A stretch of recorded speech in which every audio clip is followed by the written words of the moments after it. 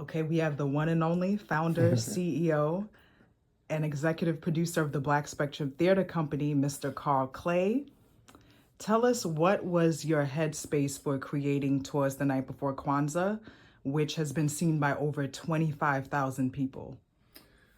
Well, it's a play that was actually written within about 3 days of a lot of thought about how, at that time, when we originally did the production, it was just talk about all of the things that were going on around the holidays. And although, I have a deep respect, of course, for Christmas and everything that it meant, the idea of the holiday was separated from the Christianity of it. And so I wanted to look at the idea of the holiday, because the holiday is exploited to the maximum. And I think Santa Claus has been duped into really following this whole idea that the holiday is this like super place where a super time where you spend all your money, unless you spend all your money, unless you get a headache from shopping, unless, you spend on things that you really don't need, you're not really enjoying the holiday. So it was actually looking at just the whole idea from an African American standpoint.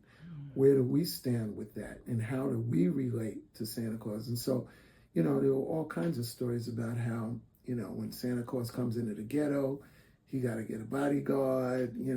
There's stories about, Santa,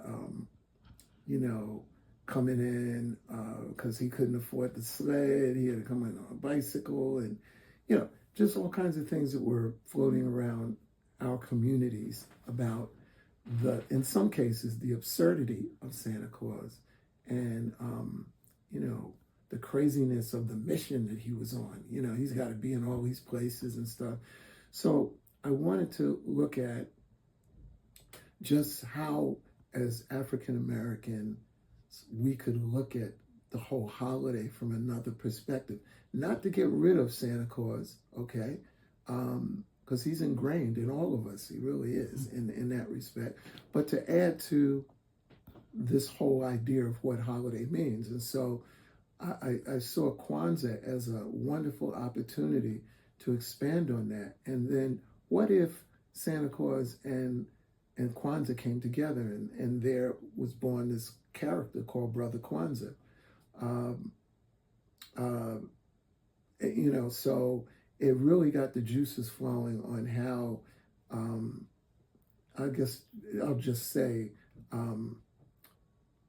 causing a little mischief here, okay, and having some fun with some of the contradictions of Santa Claus, and yet also introducing this new character called Brother Kwanzaa, and then also making sure that even though, Kwanzaa is this also a wonderful time of year too, where we reinforce our commitments to our community and to each other and so forth, that there can be contradictions there too. And so, I'm sure there are people saying, wow, don't even celebrate the holidays, just deal with Kwanzaa. And so I wanted to put all of those kinds of conflicting things together and come up with something where there's a way to celebrate both. There's a way to enjoy both and not feel guilty about it. And strangely enough, over the years, what's happened is that as you get towards the first, second week of December, people say, well, okay, am I going to celebrate, the whole Santa Claus thing, and then I'll celebrate the whole Kwanzaa thing? Some people do that. But then from an organizational standpoint, you have a lot of organizations saying things today like, let's celebrate our holiday, Christmas and Kwanzaa, party or whatever. So it's inclusive of everybody.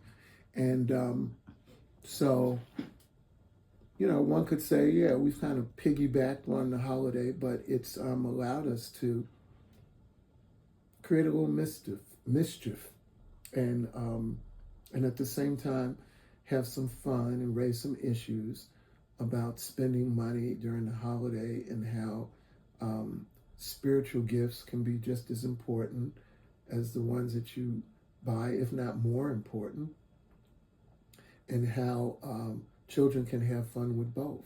And so it was a kind of zany, crazy way of pulling all these things together. And so after several years of doing this production, it continues to improve and improve. I got to tell you this: when we first did the production, the idea was to try to get rid of Santa Claus, and I got to tell you that failed miserably. And I realized as a writer, you can't get rid of Santa Claus. Okay, I don't care. You can't get rid of him. So, as they say, if you can't beat him, join him.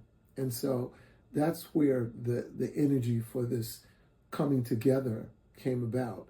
And so it's an enjoyable play with music, funny characters, wonderful messages.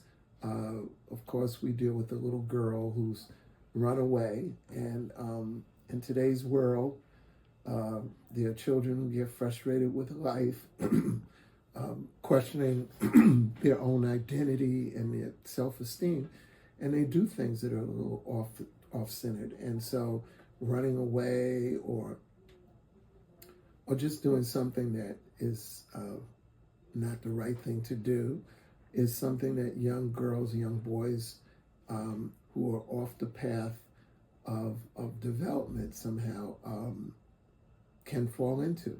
So this character, Ina, runs away. Death is another issue that gets raised in the play. She runs away because her father had passed away, and the holidays make her sad, and that's true for a lot of adults also. This time of year, when you lose somebody, some people get depressed and so forth. So we introduce these things in a very real way, but in a way that people still appreciate. So this little girl carries the heart of all of us to try to discover and find this character, Santa Claus, because she wants Santa Claus to be her father, or to at least bring her father back to life. And Santa Claus comments, I ain't got that kind of power, okay?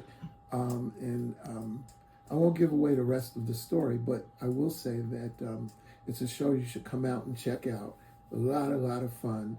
And it's our way of celebrating the holidays every year. Twas the night before Kwanzaa, which is somehow we are going to look to maybe put this in another medium also at some point. So there it is.